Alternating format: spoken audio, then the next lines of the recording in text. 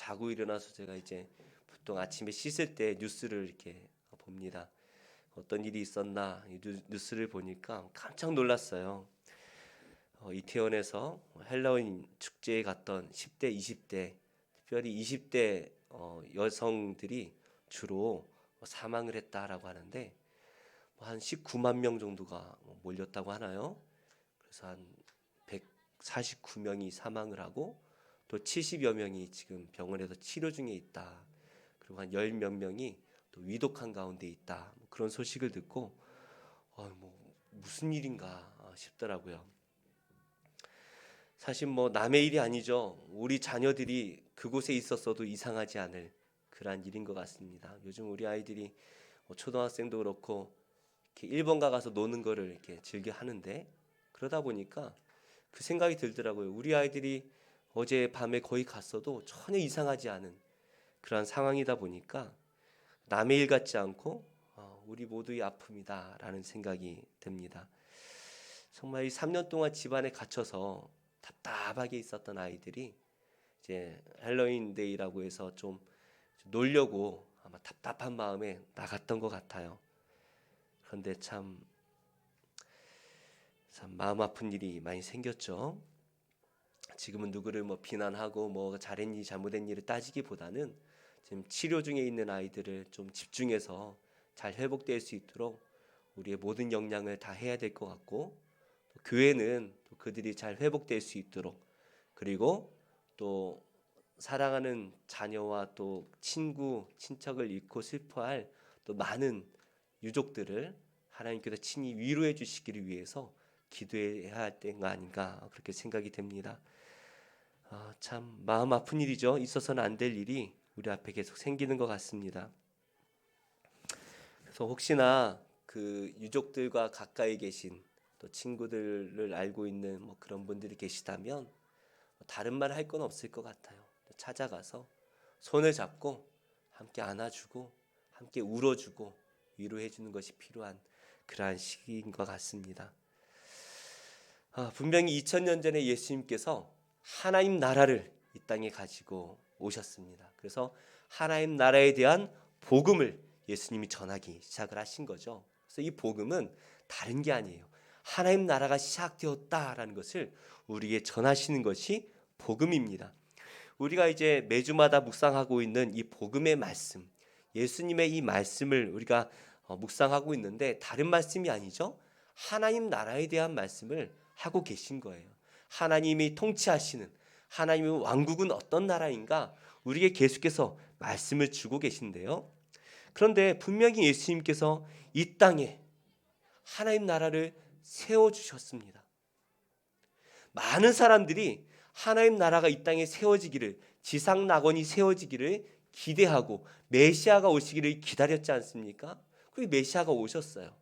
그들이 기대했던 하나님 나라 로마를 무찌르고 이 땅에서 배고픔이 없고 질병이 없는, 더 이상 고통받지 않는, 전쟁과 기근이 없는 그러한 하나님 나라가 이제 세워질 것이다 라는 기대를 가지고 예수님을 바라보고 있었을 거예요. 예수님 뭘 하시나? 그 메시아가 오셨는데 이제 하나님 나라가 어떻게 세워질 것인가 기대했을 거예요. 그리고 예수님께서 어떻게 행하십니까? 그 하나님 나라를 군사를 이끌고 오신 것이 아니라 오히려 세상으로부터 소외된 가난하고 병들고 귀신 들린 자들을 한 명 한 명 찾아다니시면서 그들을 치료하시는 거예요. 지금은 그래도 우리가 병원이 많이 좋아지고 의술이 많이 좋아져서 우리가 이제 병에 걸린 분이 많지 않지만 제가 어릴 때만 해도 제가 이제 좀 오산 그때는 시가 아니라 이제 읍이었으니까 그 읍내를 다녀보면 병드신 분들이 참 많았어요. 그래서 나병에 걸리신 분들도 많으시고 어떤 할머니 아직도 기억이 나는 게 이 시장에서 이렇게 나무를 팔던 할머니 같았는데요. 코가 없으신 거예요. 흥 하니까 콧물이 이렇게 앞으로 뚝 나가는 거예요. 그래서 깜짝 놀라서 엄마 손을 잡고 엄마 저 할머니 왜 코가 없어? 그랬더니 이제 병에 걸려서 코가 없어졌어. 지금 생각해보니까 나병 때문에 그렇게 되신 게 아닌가 생각이 되는데요. 우리 주변에 흔했죠. 그런데 예수님은 그 많은 사람들을 일일이 찾아다니시면서 병든 자를 고쳐주시고 가난한 자들을 먹여주시고 억눌린 자들을 그죠? 자유케 하시고 사람들로부터 손가락질 받던 자들을 정말 너희가 의인이 되었다, 아브라함의 자손이 되었다라고 그 안에 하나님 나라를 심어주시는 거예요. 무슨 말씀입니까? 하나님 나라를 이 땅에 많은 군사들을 가지고 와서 한 방에 세워진 것이 아니라 예수님이 어떻게 하셨어요? 한 명 한 명 찾아다니시면서 그 마음속, 지옥과 같은 마음을 하나하나 바꾸시면서 그 마음에 하나님 나라를 심어두셨다라는 거예요. 그래서 우리가 읽고 있는 이 말씀 바로 앞에 4장 전체 말씀은 씨 뿌리는 비유를 말씀하고 있지 않습니까? 복음이라는 씨앗을 예수님이 계속해서 뿌리시면 그 복음의 씨앗이 우리 안에 심겨질 때에 그것이 자라서 우리 안에 하나님 나라가 세워진다라는 것입니다. 그러니까 우리는 어떤 하나님 나라, 그죠? 엄청 대단한 하나님 나라가 임해서 그 안에서 내가 편안하게 신앙생활할 것이 아니라 내 자신이 하나님 나라가 되어야 된다라는 것이죠. 그래서 남의 하나님은 필요가 없어요. 다른 사람의 하나님이 아무리 능력 있어도 아무 의미가 없어요. 나의 하나님이 되셔야 되는 거예요. 나의 하나님. 그래서 내 안에 천국이 임해야 되는 것입니다. 우리 안에 있는 아픔과 고통들, 나를 힘들게 하는 그 모든 사망 권세들, 그것들을 예수님께서 복음을 내가 믿고 영접할 때에 그것들이 사라지게 되는 것이죠. 무슨 말입니까? 이제 나의 눈이, 믿음의 눈이 생겨서 세상을 바라보고 질병을 바라보고 사망을 바라보고 고통을 바라보고 두려워 사는 것이 아니라 내 마음에 계신 하나님의 나라를 바라보며 우리가 그것을 뛰어넘어 기쁨으로 평안으로 살아내야 한다라는 것입니다. 환경은 아무것도 바뀌지 않았어요. 아무것도 바뀌지 않았습니다. 중요한 것은 똑같은 환경 속에서 내가 어떠한 믿음을 가지고 살아가는가, 내 안에 무엇이 담겨 있는가가 중요하다라는 것이죠. 오늘 말씀을 보니까 예수님께서는 배를 타고 갈릴리 호수를 건너가고 계셨습니다. 하나님 나라에 대한 비유의 말씀을 하실 때에 수많은 사람들이 예수님께 막 달려드니까 예수님이 배를 타고 말씀을 전하셨어요. 참 재미있죠, 그죠? 배를 타고 배에서 앉아서 그 해변가에 앉아있는 수많은 사람들에게 예수님 말씀을 전하셨습니다. 아니 파도 소리도 있고 그런데 어떻게 말씀이 들릴까 실험을 해봤더니 실제로 그렇게 해변에서 말씀을 전하면 한 사람이 이렇게 말을 해도 많은 사람들이 들을 수 있다는 거예요. 그래서 예수님이 하나님 나라의 비유의 말씀을 배 가운데 전하셨다. 그래서 우리가 선상수훈이다, 배선자에서 선상수훈이다라고도 말씀을 합니다. 근데 예수님이 이제 낮에부터 말씀을 시작하셔서 이 많은 말씀, 성경에는 짧게 되어 있지만 아마도 많은 말씀을 주셨을 거예요. 풀어서 아주 쉽게 많은 말씀을 주셨던 것 같아요. 그래서 밤 늦게까지 말씀을 전하시고 오늘 35절 보니까 그날 저물 때에 해가 떨어질 때에 제자들에게 이제 됐다, 가자, 건너편으로 가자라고 하셔서 그 타고 계시던 배를 타고 그대로 이제 갈릴리 바다를 건너가시는 것입니다. 우리가 생각할 때에 예수님과 함께 배를 타고 있으니까 구원의 방주를 타고 있으니까 안전하리라, 평안하리라, 이곳이 천국이 되리라 우리가 그렇게 기대를 할 것 같아요. 그런데 지금 이 제자들, 예수님과 함께 배를 타고 있는 12명의 제자들은 어떤 사람들입니까? 예수님 위해서 모든 것을 다 버린 사람들 아닙니까? 주님 위해서 모든 것 다 희생한 사람들이에요. 그러면 예수님께서 이 사람들에게 얼마나 큰 복을 주셔야 되겠습니까? 그래서 제자들도 기대했잖아요. 내가 좌의정, 네가 우의정해라. 아니야, 내가 좌의정하고 네가 우의정할 거야. 이거 가지고 싸우는 거예요. 다 기대했을 거예요. 그러나 예수님이 어떻습니까? 배를 타고 가시는데 문제가 생겨요. 37절 말씀을 우리 한번 같이 읽어볼까요? 시작. 큰 광풍이 일어나며 물결이 배에 부딪혀 들어와 배에 가득하게 되었더라. 갑자기 큰 광풍이 일어났습니다. 어느 누구도 예상을 못한 일이에요. 제자들이 이 갈릴리 바다에서 평생을 고기를 잡고 배를 타던 사람들 아닙니까? 전혀 예상치 못한 큰 광풍이 갑자기 일어납니다. 저 높은 헬몬산에서 이제 눈이 녹으면서 그 찬 공기가 아마 내려왔던 것 같아요. 그럼 이제 갈릴리 바다에 있던 뜨거운 바람과 만나서 돌풍이 가끔 일어난다라고 하는데 어찌되었더니 큰 광풍이 갑자기 일어납니다. 바다 한가운데서 광풍이 일어나요. 지금처럼 좋은 배도 아닐 거예요. 뭐 지금처럼 동력 있는 그죠? 뭐 모터배 이런 게 아니잖아요. 열심히 노를 저어야 되는데 바닷물이 막 들어오는 거예요. 어떻게 할 수가 없죠. 이제 배에 물이 가득하게 되었습니다. 곧 배가 침몰할 거예요. 예수님과 함께하면 고난이 없어야 될 거다라고 생각을 하는데 고난이 배에 가득하게 되었다라는 것입니다. 무엇보다 이 제자들 아닙니까? 주님을 위해서 모든 것을 내어버리고 예수님을 따라왔더니 지금 죽게 생긴 거예요. 예수님을 믿었더니 죽게 생겼어요. 생각해보면 12명의 제자 가운데 4명 이상이 어부들 아닙니까? 평생 배를 몰았던 어부입니다. 이런 상황을 많이 봤을 거예요. 그래서 이 제자들이 예수님 앞에서 이렇게 두렵게 떨고 있는 모습은 호들갑 떠는 게 아닙니다. 평생 배를 몰았던 그 사람들이 볼 때에도 이거는 죽었어. 우린 큰일 났어. 이거 우리가 할 수 있는 게 아니야. 할 수 있는 모든 방법을 다 해봤을 거예요. 배를 이리 저어보고 저리 저어보고 노를 안 하고 물을 퍼내다 보기도 하고 닷을 올렸다가 내렸다가 하면서 내가 평생 할 수 있는 모든 지식을 다 동원해서 이 배를 살려보자라고 했지만 도무지 배가 어떻게 할 수가 없어요. 왜요? 폭풍 한가운데 있으니 폭풍이 멈추기 전까지는 배가 방법이 없는 거예요. 사역을 하다 보면 가끔 가다가 권사님들이 전화가 오실 때가 있습니다. 뭐 문자가 먼저 오죠. 목사님 신방 와주세요. 무슨 일인가 싶어서 전화를 급히 해요.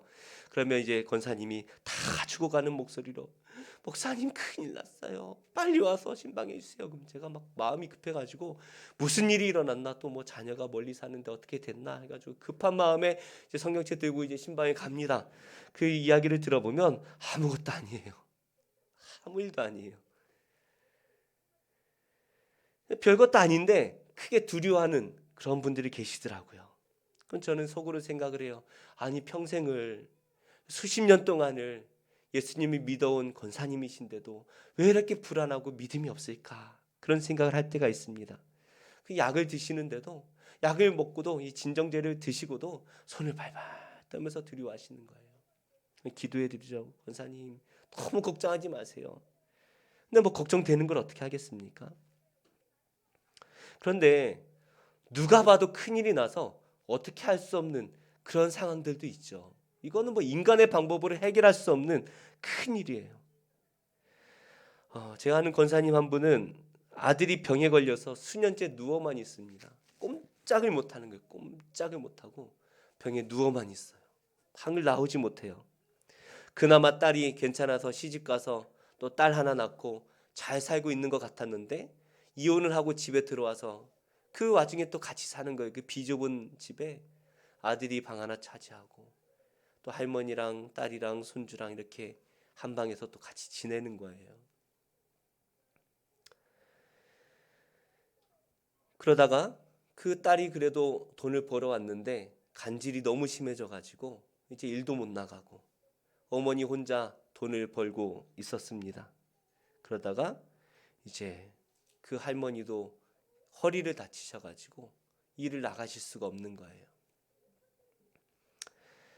그나마 고등학생 이 손녀가 햄버거 집에서 알바를 하고 권사님이 넥타이 끝에 뭐 이렇게 고리 같은 걸 다는 그 알바를 하면서 간간히 이제 생계를 유지하셨는데 그 아들이 이제 갑자기 이제 소천했다라는 소리를 듣고 병원으로 갔습니다. 돈이 없으니까 장례식장도 이렇게 마련하지 못하고 입관실에서 예배를 같이 드렸어요. 다 같이 모여서 몇 명 되지도 않지만 모여서 같이 예배를 드리는데 사실 뭐 무슨 위로를 할 수가 있겠습니까? 권사님 믿음 가지고 이겨내셔야죠. 이런 말을 할 수가 없잖아요. 도무지 위로할 수 없는 그 상황. 할 수 있는 것이라고는 함께 가신 권사님들이 그 권사님 손을 꼭 잡고 그냥 함께 우는 것밖에 없는 것 같아요. 함께 울면서 안아주면서 그냥 우는 거죠. 뭐 할 말이 있겠습니까? 그냥 같이 우는 거예요. 우리는 뭔가 위로할 수 없는 내 힘으로는 뭐 아무것도 할 수 없는 이런 상황에 처할 때가 있습니다. 예수님 믿어도 마찬가지예요. 그 권사님 믿음이 참 좋으신 분이에요. 그 어려운 상황에서도 힘을 다해 교회를 섬겼던 그런 분이에요. 지금 제자들이 그런 상황 아닙니까? 가족을 버리고 직업을 버리고 재산을 다 버리고 예수님을 따르고 있습니다. 그런데 지금 호들갑이 아니라 정말 큰 위기가 닥쳐왔다는 거예요. 과연 이 상황에서 이 제자들처럼 두려워하지 않을 사람이 누가 있겠습니까? 저는 목사니까 안 그럴 것 같습니까? 저도 똑같아요. 주여, 주여. 예전에 장로님 한 분이 목사님 철원에 물 떠오시죠? 그래서 이제 수련관에 이제 철원에 있는 수원에서 출발해서 가고 있었습니다. 새벽에 이제 새벽 예배 끝나고 출발할 때만 해도 괜찮았어요. 전혀 그런 게 없었는데 가다 보니까 한 30분 지났을까요? 눈이 막 오기 시작하는데 펑펑 오는 거예요. 펑펑. 강원도로 갔으니 오죽하겠습니까? 온 세상이 다 하얗게 해가 떴더니 하얗게 된 거예요. 한 7시가 좀 넘었나요? 그래가지고 이제 막 천천히 거북이처럼 걸어가는데 그 강원도 시골길이 뭐 오죽하겠습니까? 오른쪽은 낭떠러지예요. 희한하게 가드레일도 하나 없이 그게 떨어지면 차가 굴러 떨어져야 되는 그런 상황이었습니다. 천천히 가고 있는데 내리막길에서 문제가 생겼어요. 갑자기 차가 휙 도는 거예요. 진짜 순간적으로 차가 확 도는 거예요. 트럭이. 정확하게 180도를 딱 돌아서 뒤로 이렇게 미끄러지고 있었습니다. 그래가지고 겨우 멈췄어요. 한참 미끄러지다 멈췄는데 옆에 장로님을 봤더니 주여 하시고 얼굴이 새파래지셔가지고 이렇게 막 뭐라고 이렇게 기도를 마음으로 하시는 것 같아요. 너무 죄송하기도 하고 뭐 다행히 살긴 살았는데 조심히 내려왔어요. 그 장로님이 참 믿음이 좋으신 장로님이거든요. 장로님이 되셨는데 다니던 직장 그만두고 4차 집사 일을 하시는 거예요. 주님이 좋다고. 그래가지고 그 조그만 방에서 이제 평생을 살아오신 분이신데 그 위기가 탁 닥치니까 얼굴이 새파래지셔가지고 주여 하면서 뭐라고 기도를 하시는 것 같아요. 우리라고 이 제자들의 상황에서 호들갑을 안 떨 수가 있겠습니까? 제자들이 급하게 예수님을 찾는 거예요. 예수님 도대체 어디 계신가? 난리가 나가지고 죽게 생겼으니까 예수님 빨리 찾아라고 찾았더니 뭐하고 계십니까? 38절이라 한번 같이 읽어볼까요? 38절 시작. 예수께서는 고물에서 베개를 베고 주무시더니 제자들이 깨우며 이르되 선생님이여 우리가 죽게 된 것을 돌보지 아니하시나이까 하니. 지금 상황이 어떻습니까? 파도가 너무 심해가지고 막 물이 뱃속으로 막 들어와서 퍼내도 계속 차가지고 배가 침몰하기 직전이에요. 지금 배가 흔들흔들 다들 얼굴이 막 사색이 돼가지고 죽을 것 같다라고 하고 있는 이때에 예수님은 배의 고물, 배 맨 뒤에요. 맨 뒤에. 중앙이면은 그나마 좀 덜 흔들릴 텐데 맨 앞이랑 맨 뒤가 제일 많이 흔들리잖아요. 그 맨 뒤에서 예수님 뭐하고 계세요? 주무시고 계신 거예요. 난리가 났는데. 뭐 다른 말씀을 보니까 배 아래에서 이제 주무셨다라고 되어 있지만 오늘 말씀 보니까 배 뒤에 뭐 큰 배가 아니었을 거예요. 아마 이 파도에 넘쳐오는 그 바닷물이 예수님의 얼굴을 차삭차삭 때렸을지도 모르겠습니다만 그 상황에서 예수님은 세상 모르고 주무시고 계신 거예요. 우리가 이것을 통해서 예수님의 사역이 얼마나 피곤하셨는가, 밤잠 못 주무시고 말씀을 전하시고 병자들을 고치시는 이 하나님 나라를 세워나가기 위해 힘을 다하시는 예수님의 모습을 볼 수도 있지만 오늘 이 예수님의 모습과 제자들의 모습이 참 대조되고 있다라는 것을 우리가 알 수가 있습니다. 완전히 다르잖아요. 제자들은 지금 어떻습니까? 죽음 앞에서 크게 두려워하고 있습니다. 전적으로 이 상황만 보고 있어요. 자신을 죽이려고 오는 이 광풍만을 바라보면서 이제 우리가 죽었다. 선생님이여 우리가 죽게 되었는데 왜 우리를 돌보지 않고 계십니까? 뭐 예수님 탓도 아니잖아요. 바람이 분 걸 어떻게 하겠어요. 근데 예수님을 바라보면서 왜 우리를 돌보지 아니하시니까? 우리가 죽음 앞에 서면 다 누군가에게 좀 탓을 하는 것 같아요. 그렇죠? 그러나 우리가 이 세상을 바라보면 그렇게 보이지만 예수님은 지금 어떻게 하고 계십니까? 주무시고 계셨어요. 주무시고 계셨어요. 같은 배를 타고 있지 않습니까? 똑같은 배예요. 예수님이 타고 계셨던 그 배의 고물에만 그저 뭐 이렇게 편안하게 그저 뭐 흔들리지 않는 그런 거였겠습니까? 아니잖아요. 똑같은 배를 타고 있었어요. 그러나 반응이 달라도 너무 다릅니다. 예수님이 일어나셔서 바람이 향해 꾸짖으시죠. 잠잠하라, 고요하라. 예수님이 말씀하시자마자 이게 바람이 그치고 잔잔해집니다. 세상에 이런 일이 어디 있겠습니까? 그렇죠? 예수님이 제자들을 향해 몸을 돌리시고 이렇게 말씀을 하세요. 40절 우리 한번 같이 읽어볼까요? 시작. 이에 제자들에게 이르시되 어찌하여 이렇게 무서워하느냐? 너희가 어찌 믿음이 없느냐 하시니, 예수님이 어찌하여 어찌 이렇게 무서워하고 어찌 이렇게 믿음이 없느냐라고 말씀을 하십니다. 어찌하여.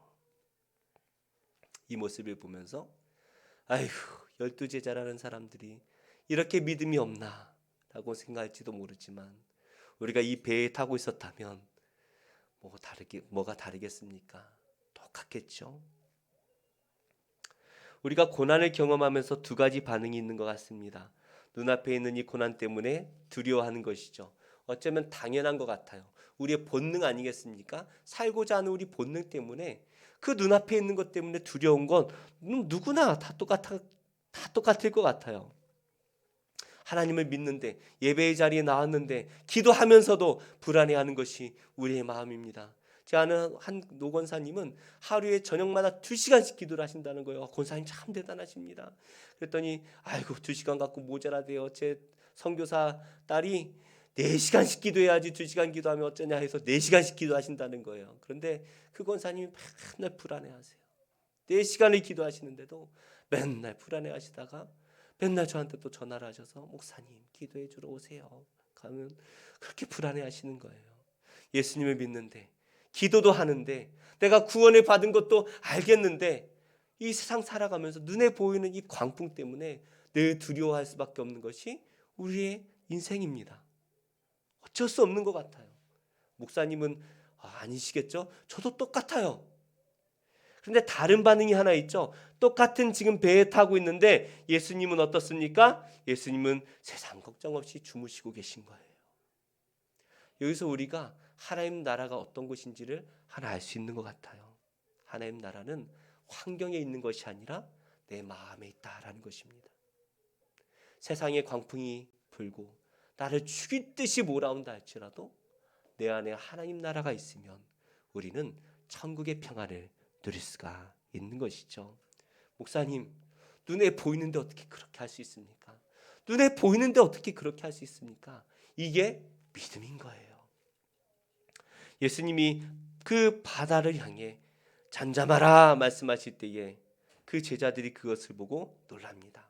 41절을 한번 같이 읽어보겠습니다. 시작. 그들이 심히 두려워하여 서로 말하되 그가 누구이기에 바람과 바다도 순종하는가 하였더라. 제자들이 두려워합니다. 도대체 우리가 따르고 있는 예수님이 누구시기에, 도대체 누구시기에 바다도 잠잠하나? 지금 제자들이 다 봤잖아요. 귀신을 내쫓으면 귀신이 물러납니다. 병을 꾸짖으시면 병이 물러납니다. 죄인도 살려주시는 분이십니다. 그런데 도대체 이 바람과 바다도 순종하게 하실 것은 몰랐다는 거예요. 우리가 예수님이 누구신지 알면 불안할 이유가 없습니다.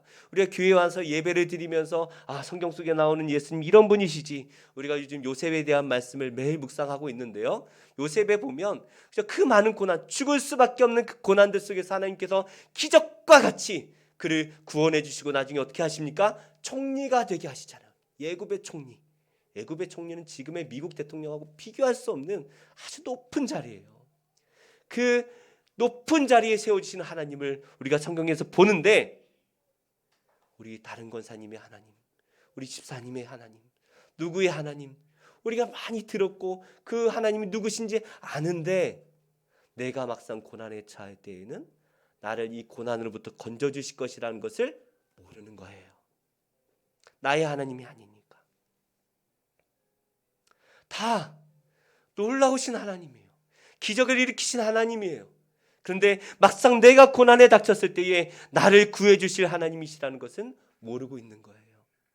이게 믿음인 것입니다. 그 하나님이 나의 하나님이 되셔야 되는 거예요.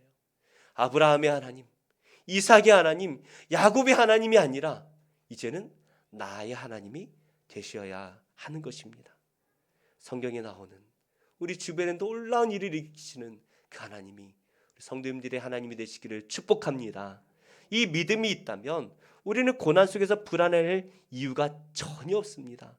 그가 누구이시기에 우리를 구원하실 수가 있습니까? 시몬 베드로가 이렇게 고백하죠. 주는 그리스도시요 살아계신 하나님의 아들이십니다. 그리스도가 무엇입니까? 물에 빠진 사람들을 건져내실 이가 그리스도예요. 우린 다 물에 빠져 있는 사람들 아닙니까?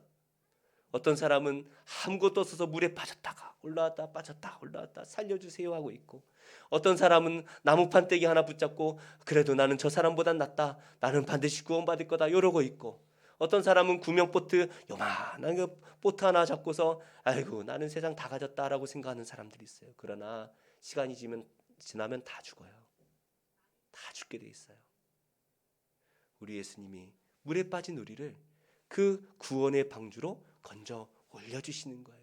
그러기 위해 이 땅에 오신 거예요. 그래서 그분이 그리스도이신 거예요. 주는 그리스도이시요 살아계신 하나님의 아들이십니다. 우리를 능히 구원해 주실 분이십니다 라는 고백을 하게 되는 것입니다. 우리는 고난의 크기를 먼저 생각하는 것 같습니다. 이 정도 고난 하나님이 충분히 해줄 수 있어. 그런데 이만한 고난이 오고 아무리 부르짖어도 하나님 응답하지 않으시면 어떻게 합니까? 이 고난은 하나님도 어떻게 할 수 없나 봐, 그렇게 생각하잖아요. 그러나 하나님 앞에서 고난의 크기는 전혀 중요하지 않습니다. 전혀 중요하지 않아요. 하나님이 말씀만 하시면 태풍이 잠잠하게 될 줄로 믿습니다. 이 베드로의 고백을 똑같이 한 자매가 있어요. 나사로가 죽게 되었다라는 소리를 듣고 이 마리아와 마르다가 급히 사람을 보내서 예수님을 이렇게 불러옵니다. 예수님이 가시는 길에 막 바쁜 일이 여러 가지 있어가지고 좀 늦어졌어요. 그랬더니 마르다가 예수님을 마중 나와서 예수님, 우리 오라비가 죽었습니다. 예수님 하신 말씀이 걱정하지 마라, 살아날 거다. 그랬더니 이 마르다가 뭐라고 말해요? 네, 주님, 마지막 때가 되면, 주님의 때가 되면 우리가 다 같이 부활할 것을 믿습니다. 그래서 예수님 다시 말씀하세요. 아니야, 지금 내가 살려줄 거야 라고 말씀하실 때에 그때 고백한 마르다의 고백이 베드로의 고백이에요. 주는 그리스도시요 살아계신 하나님의 아들이십니다. 그리고 그 고백대로 예수님이 그 나사로를 이름을 부를 때에 그가 벌떡 일어나서 주님의 귀한 자녀가 된 줄로 믿습니다. 우리는 눈앞에 보이는 이 환경을 바라봅니다. 두렵습니다. 하나님을 자꾸 제한하는 것 같아요. 이거는 안 되지. 우리 하나님도 이건 하실 수가 없지. 성경 속에 하나님은 하실 수 있는데 나의 하나님은 이거 못 하시는 것 같아. 나를 요만큼만 사랑하시는 것 같아. 우리가 자꾸 하나님을 제한합니다. 그러나 하나님은 우리에게 약속해 주셨어요. 반드시 우리를 구원해 주시겠다고 약속하셨는데 그 구원의 약속이 어디에 있습니까? 제가 요즘 계속해서 강조하는 게 있습니다. 십자가에 담겨져 있는 거예요. 십자가를 바라보라. 우리 교단에서 십자가를 못 달게 해가지고 제가 못 걸고 있는데 몰래 꼭 달고 싶어요. 십자가를 바라보라. 그 십자가를 바라볼 때 날 위해 자기의 목숨을 아끼지 않고 내어주신 예수 그리스도의 사랑과 약속이 담겨져 있는 거예요. 그 십자가를 바라보기만 하면 이번 고난에도 나를 구원해 주시리라. 나를 죽이신다 할지라도 나를 복되게 하실 것을 믿습니다. 이것이 우리의 고백이 되어야 되는 것이죠.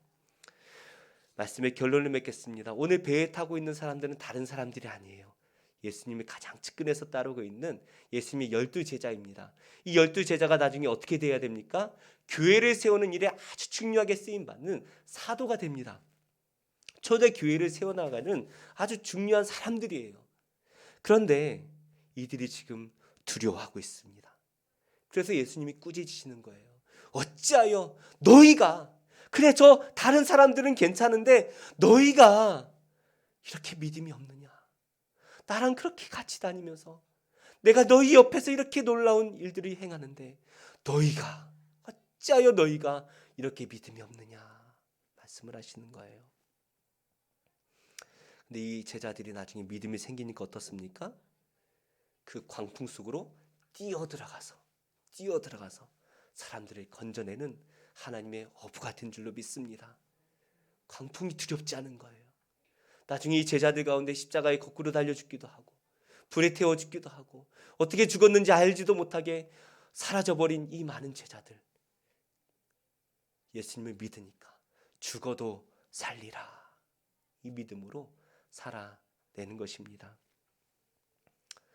우리가 가져야 될 믿음이 바로 이것이에요. 나의 목자 대신 예수를 바라보는 것입니다. 솔직히 우리는 두렵죠. 세상 사는 게 얼마나 힘이 듭니까? 전혀 생각하지 못한 일들이 막 생겨나니까 우리 아이들을 어디 내보내는 것도 참 걱정돼요. 그래서 우리 아이들이 일본가 자꾸 놀러 가는 걸 좋아해요. 뭐가 있는지 모르겠어요. 뭐라고 노는지 모르겠는데 거기 가는 걸 좋아하니까 부모님들이 못 가게 막 말리는데도 그렇게 거길 가는 것 같아요. 이제 어제와 같은 일들이 또 생길까봐 걱정이 돼서 안 보내는 거죠. 세상은 우리를 늘 불안하게 만들고 아무것도 하지 못하도록 꼼짝 못하게 만듭니다. 이게 사탄이 가진 권세예요. 사망 권세. 너 이러면 죽는다. 너 이러면 망한다. 우리를 두렵게 만들죠. 꼼짝 못하게 만들고 우리의 마음을 불안하게 만들어서 우리를 무능력하게 만듭니다. 이 12 제자들을 그렇게 만들려고 광풍을 몰아넣지만, 그러나 예수님이 함께 하시니 그를 믿게 되니 그 광풍 속으로 뛰어드는 제자들이 되는 것입니다. 우리가 이 세상을 바라볼 땐 그런 불안한 마음을 가질 수밖에 없죠. 그러나 예수님이 우리와 함께 하시는 줄 믿으시기 바랍니다.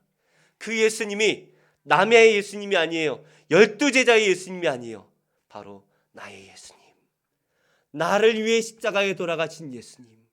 저 십자가 그래 다른 사람을 위해서 돌아가신 게 아니지 나를 위해서 돌아가신 거야.